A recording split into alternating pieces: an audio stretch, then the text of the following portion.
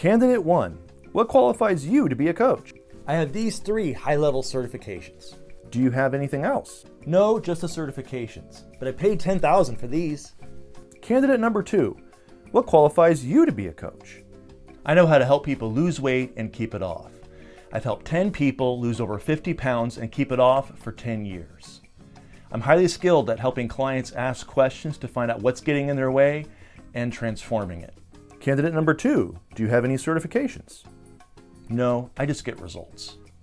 Candidate number 2. You got the job. What? Why'd I spend all this money and all these certifications if I still don't qualify? Don't let this happen to you. What you think qualifies you to be a coach may not be what really qualifies you to be a coach. So how do you really know the qualifications you need to have before you can be considered a competent coach? Well, there are 3 ways a person can qualify to do a good job in the role of coach for a specific group of people. What you know, what you've done, and how good your communication and coaching skills are can qualify you.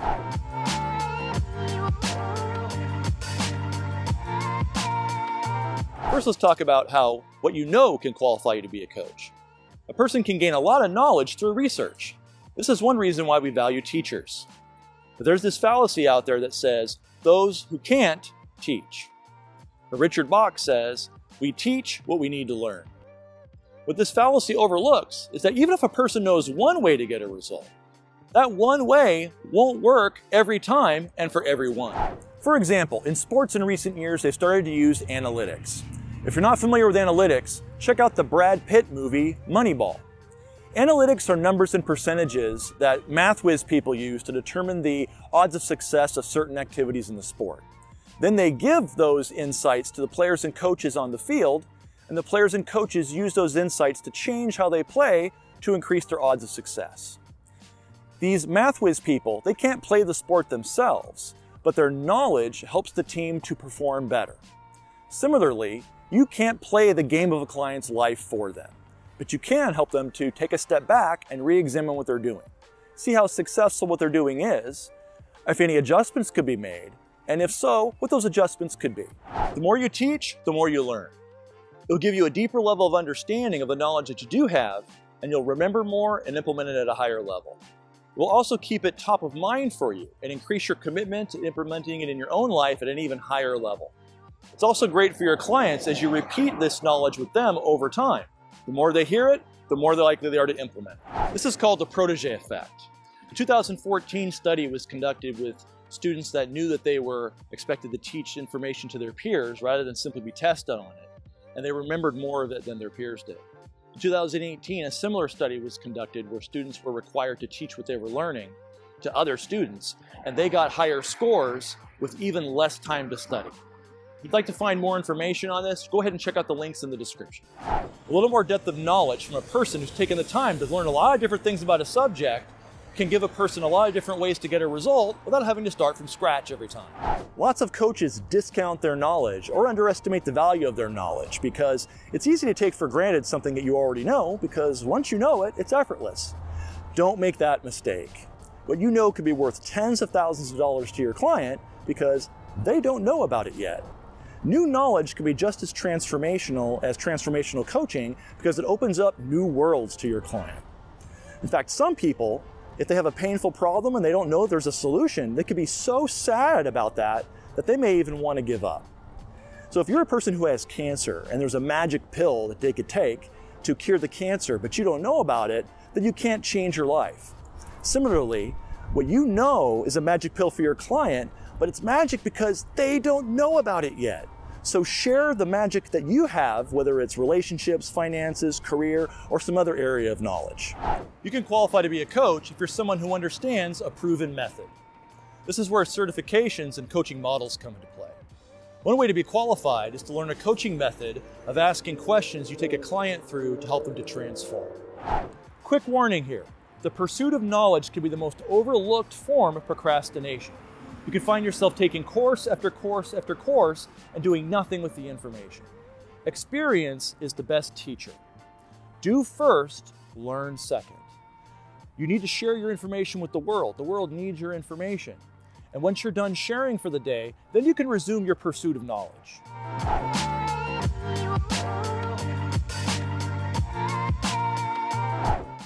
Now let's talk about how what you've done can qualify you to be a coach. You may have experience in a certain aspect of life, such as health, relationships, or career. And you can use that experience to help others to see obstacles that could be ahead of them in accomplishing those goals as well, because you're ahead of them on a similar journey. When you've accomplished something that others want to accomplish, this makes you a role model, and this makes you very valuable to others as a coach. When they see that you've accomplished something that they want to accomplish, it raises their belief that they could do it as well, and it inspires them to try and attempt it because you have done it. Tony Robbins says that success leaves clues. And when you discover these clues, it allows you to compress time and accomplish a goal much faster than it otherwise would take you. He calls this process of discovering clues modeling. So let's say you've won a gold medal. This makes you very valuable to others who would like to win a gold medal because you know secrets about winning a gold medal that others probably don't know. This could apply if you help others with marrying their soulmate or with building $1 million business. One limitation that can happen with a coach with their experience is experience can cause them to restrict their thinking and believe that everyone's going to have the exact same experience that they did. You can qualify to be a coach if you're someone who's good at taking action on difficult things. People like this often hold themselves to a higher standard than everyone else. So if they're your coach, they'll probably hold you to a higher standard as well. They won't let you live in the past or in the future as a way to avoid the present. What are you doing about it right now is their life mantra and the standard they hold others to. You've probably seen an athlete, top performance athlete, that didn't really want to work that hard. And then they had their coach yelling at them from the sidelines. So they performed at a higher level than they otherwise would have without their coach. Potential clients are impressed when they see that you've responded well in the past to challenges that they are currently facing. An example of this is Tim Ferriss, author of the 4-Hour Workweek book series. He was born prematurely and had to have several blood transfusions as a child, and has struggled with depression at times in his life. He understood this concept, that if he could get himself to do difficult things, he would qualify himself as a winner that people would want to learn from. He became the Chinese national kickboxing champion after only 4 weeks of training because he examined the rules and he learned that all he had to do was push the opponents out of the ring 3 times and they would lose the match. So he learned how to manipulate his body weight so he could get matches with smaller physical fighters. And he simply pushed them out of the ring and they would be disqualified. Is Tim Ferriss the most physically qualified kickboxer in the world? Probably not. He simply found another way to win within the rules of the game. And you can find a way to win within the rules of the game of life as well. In the movies, every protagonist has 4 or 5 goals or hard things to accomplish. 1, to win something, love, etc. 2, to stop an injustice, a killer, that kind of thing. 3, to escape something, the past, prison, that kind of thing. Or 4, to retrieve something, money or a lost relative. And 5, to deliver something, the ring, the Holy Grail, that kind of thing. If you've done one of these difficult things for yourself or for others, you already may be qualified to coach. You can qualify to be a coach if you're someone who's coaching on a regular basis. If you're coaching on a regular basis, your clients will be confident because they'll know this isn't your first rodeo. And you'll feel more comfortable as you coach because you're going to recognize patterns. Even if you've failed a lot or you've seen others fail a lot, you're going to be able to recognize hazards that are going to be ahead of people on the way to accomplishing their goal. So even if you've gotten a speeding ticket before, let's say, then you'll be able to give directions in a powerful way. You'd be able to tell someone else going down that same street, hey, when you're going down that street, be careful because I went down that same street and I was going way too fast and there was a policeman there and I got a speeding ticket. So don't do what I did. Same thing with coaching skills. Coaching skills need to be practiced. If you're not practicing your coaching skills on a regular basis, then you're going to get rusty. Even if you're a trained, professional, experienced, veteran coach, but you don't keep coaching on a regular basis, your coaching skills will atrophy. You can qualify to be a coach if you're someone who has a coach. One way to qualify to be a coach is to be coached. The self-awareness practice that comes along with having a coach will go a long way in helping others as a coach. Also, when you're being coached, you'll be getting better results in your life, and that will help you to have more freeness of speech that you can coach others. Dave says, I wouldn't hire someone who doesn't have a coach. The biggest thing that comes to mind is, if they don't see enough value to have one, how can I trust them with my time, money, and future?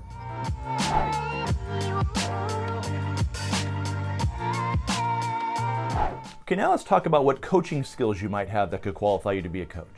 You can qualify to be a coach if you're someone who's great at focusing on the fundamentals. People love to make things complicated so that they sound smart. But in contrast, success often comes from focusing on the fundamentals. Coaching is about helping people to take actions that they wouldn't otherwise take to create the possibility of greater results.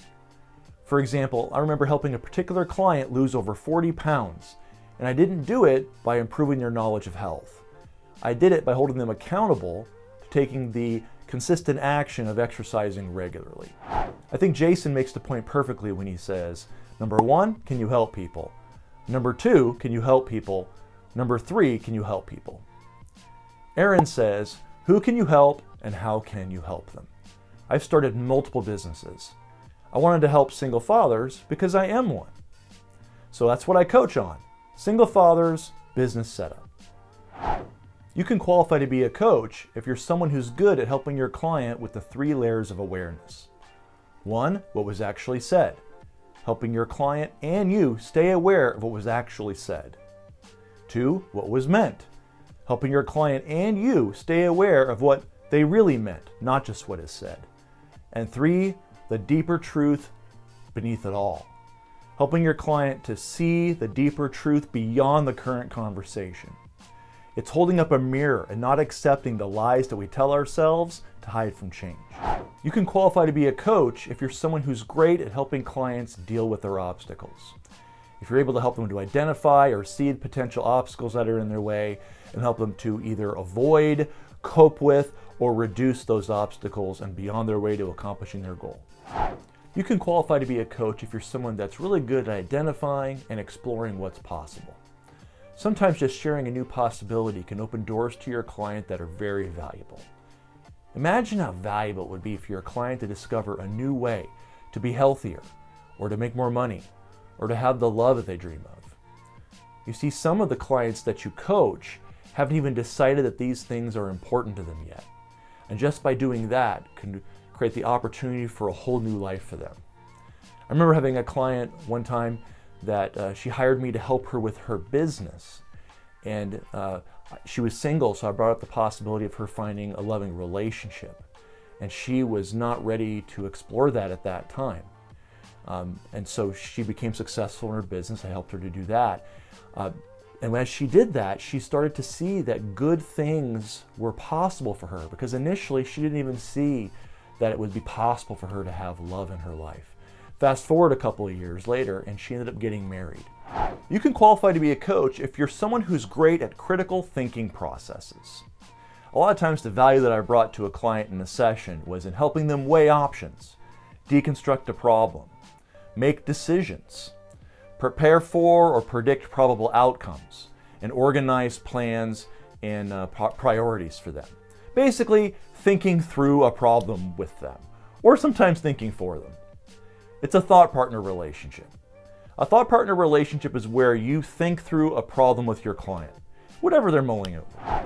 For example, JTS Advisors did a large-scale executive coaching project with ILFC, a multinational airline leasing company.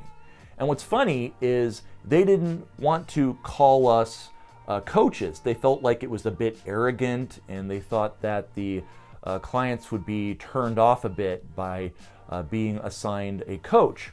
So they called us thought partners, which is more the role that I just described. So we coached over 50 executives for over a year using the thought partner role as the basis for the coaching relationship. So if you're feeling a little bit intimidated by the idea of being the role of coach or leader, perhaps you could try out the thought partner role. You may feel more comfortable with that instead. By the way, if you liked that tip, that's what this channel is all about. It's about helping coaches impact the world and make a difference for others and themselves. So go ahead and subscribe to this channel and click the bell so that you can get all the videos that we put out when they come out.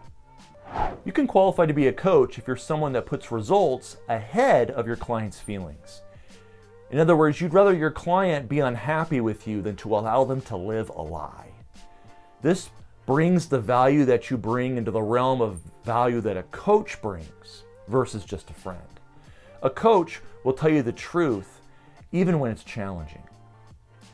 versus a friend may try to manage you when you're being deluded. Okay, so we've talked about how what you know, what you've done, and how your coaching skills can qualify you. Now we're going to talk about how your communication skills can qualify you to be a coach. You can qualify to be a coach if you're someone who's a great listener. Oftentimes, all that's needed is for someone to listen and create a space for the client to find their own solution. Most people aren't really listening to you. They're just waiting for a chance to speak. They're waiting to talk. So just by you truly listening, your communication skills will be significantly above and beyond most people's. You can qualify to be a coach if you're someone who's approachable. If you're good at making people feel comfortable sharing with you without feeling fear of judgment. How do you know if you're approachable? Well, if people spontaneously speak to you and open up to you without even knowing you very well, or maybe even just met you, you're probably pretty approachable. They may not even say things to you like, I don't know why I'm telling you this. If that's ever happened to you, you're probably pretty approachable. Being approachable is really important when it comes to the coaching relationship. You could be the best coach in the world, but if nobody feels safe opening up to you, you can't do anything with them in the coaching process. You can qualify to be a coach if you're someone who's good at helping your client to stay curious and remember it's okay to make mistakes. If you can just help your client to step out of their own view of their problems, it can be very powerful in the coaching relationship. It's kind of like a child's perspective compared to a parent's perspective. A child might, because of lack of perspective on a problem, blow it out of proportion, think it's the end of the world. And the parent, while they remember what it's like to be a child and maybe have that same challenge and think it's the end of the world, they have a different perspective and they're able to coach the child through that challenge successfully. You see, for your client, this life is one big grand experiment and then we all die at the end. And so no success is permanent, but no failure is permanent either. So your client can recover from anything until they're dead. You could qualify to be a coach if you're someone who's patient. We live in an instant gratification society. So if you have patience, you have a commodity that is rare in today's world. You see, clients don't change on your timeline, they change on theirs. And patience allows you to influence the client to keep them in the coaching conversation. If they stay in the coaching conversation, they've got a chance to get a breakthrough from coaching. Because you never know when it's all going to click for your client and they're going to get it and transform. Still not convinced that patience is important to the coaching process? Well, Tony Robbins says, if you want to transform someone, just wait, and they will transform just because time has passed. So if it's good enough for Tony to use, it could be good enough for you. You can qualify to be a coach if you're someone who's good at inspiring others to take actions that they've been procrastinating on. Oftentimes we need someone else to believe that we are the person we want to be before we believe that it's possible for us. By the way, if you're getting something out of this video, please click the like button. It really helps out our channel and I really appreciate it. You don't need to have all these qualifications. You only have to have one or two to qualify. It's okay to only have one or two as long as you clearly communicate that that quality is what you're providing your clients. So which ones do you think qualify you? How can you accentuate them? How can you communicate them? How can you strengthen them? Which ones do you want to add that you don't already have? We asked other coaches what they think qualifies you to be a coach. Tony says, how do you know if you qualify to do coaching? That's an internal values conversation to have with yourself. No one's going to give you permission or anoint you. Coaching is not one size fits all, and there is no universally agreed upon unquestionable bar that can accurately qualify or disqualify a person from coaching someone. Saying that there's a universal qualification to be a coach doesn't work. And it doesn't work because coaching is a relationship. And relationships are not one size fits all. Literally everyone qualifies to coach someone. It's about who you're qualified to work with versus whether you're qualified to coach at all. For instance, in relationships, nobody can say that the only great relationships come between two qualified people. In fact, you could meet someone who fits all the criteria that you're looking for, and they could be a nightmare to be with in reality. You see, we don't really care about qualifications. We care about finding the best match for us. And nobody can tell us who is the best or most qualified to be in a relationship with, because relationships are subjective and it's just personal opinion, and no one can know how you feel about someone. The best relationships often are unpredictable, and we can never know who is going to end up with who because the chemistry is undeniable. In fact, we see people who maybe fall in love with a criminal and are happy, or they'll fall in love with someone on their deathbed because the chemistry is undeniable and no qualifications can keep these lovers apart. Similar to relationships, nobody can say that any one person is not qualified to coach universally. You see, just like choosing who you're going to fall in love with, choosing a coach is personal and subjective. So no one can say anyone is the best coach for anyone else. In fact, clients will choose who their coach is based on their own personal criteria, and that criteria will be different for any potential client. Even the best coach won't be the best coach for everyone. And you can end up being the best coach for someone because you have chemistry with them. And because you have chemistry with them, you're able to reach them when no one else could. For some coaches, qualifications are more of an inner confidence thing versus a skills, knowledge, and experience situation. For some of them, no amount of those things will allow them to feel qualified or ready to coach. Quick story. A friend of mine told me a story about how one of their kids works with a bunch of doctors and they don't have a medical degree. So they brought that up with their superior. They said, well, what if the doctors question me? I don't have a medical degree. And their superior said to them, it's none of their business. All that matters is how well you do the job. If you feel like that's you, then go ahead and watch this video where I cover this myth that you have to be someone you're not in order to be a great coach. To watch the video, just click the tag here. Coaching isn't regulated, so nobody can really tell you that you don't qualify, and nobody can really tell you that you do qualify. Neither opinion can be backed up with any type of airtight consensus outside of the opinions of people who want to justify actions they've already taken. Anyone who is certified is probably going to tell you that you don't qualify to be a coach if you don't have the certification that they have, because they want to justify the decision that they made as the correct one. The truth is, this profession is completely made up. The International Coaching Federation says they are the standard, and a lot of people believe them. But there's no official verification that they teach the best way to coach. Cynthia says you need coach-specific training in the ICF competencies and credentialing through hours requirements. I also think just because you're credentialed doesn't mean you're great at coaching. A coach can be certified and still be completely incompetent. Remember that Tim Ferriss won the gold medal in the Chinese Kickboxing National Championships? He won the title by learning how to use the rules to his advantage, not because he was a better fighter than his opponents. If your family needed to be defended from a physical threat, would you choose Tim Ferriss to defeat that physical threat with his kickboxing skills? Probably not. Instead, you'd rather choose someone who could physically defeat that dangerous threat when there are no rules to protect you. Some certified coaches can be like Tim Ferriss as a kickboxer. They can get certified through smart use of the rules and know how to pass a test, but have a difficult time getting results in the real world.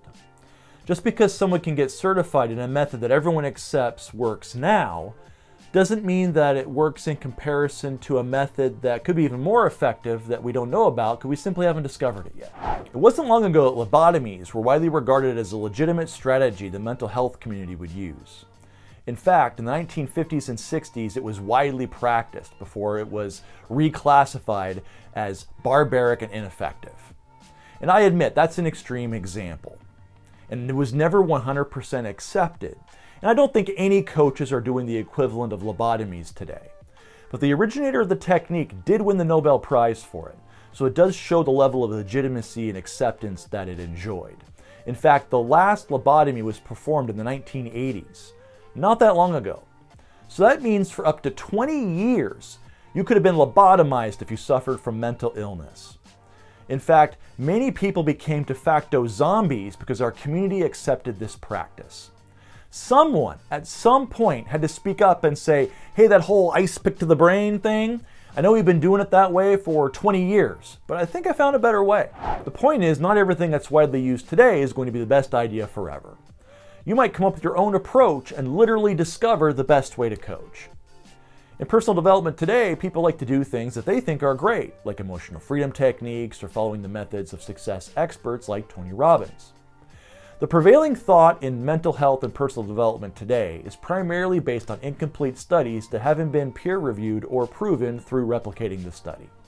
Many of these studies slip through the cracks and into established knowledge because either nobody is willing to or able to double-check them. The point is, many of the people that tell you that you're not qualified may base a significant amount of their own methods on research that's not fully proven. If you want to review this research, the links are in the description. Don't be afraid to question everything. We might find out in 50 to 100 years that some of the accepted psychological practices widely used today are actually harmful to people. In order to advance science and psychology, we must keep questioning everything. I'd make the argument that because it's not regulated, it creates the opportunity to more quickly find out what works based on results rather than trying to justify accepted reality. Today we talked about qualifications. So if you want to know even more detail about whether you qualify to be a coach, let me tell you. The industry uses a shorthand to determine qualifications through certifications, but you may not need one at all. Or maybe you do. It depends on your situation. Now, before you spend the time and money to get certified, you might want to watch this video here titled, "Can I Be a Life Coach Without Certification?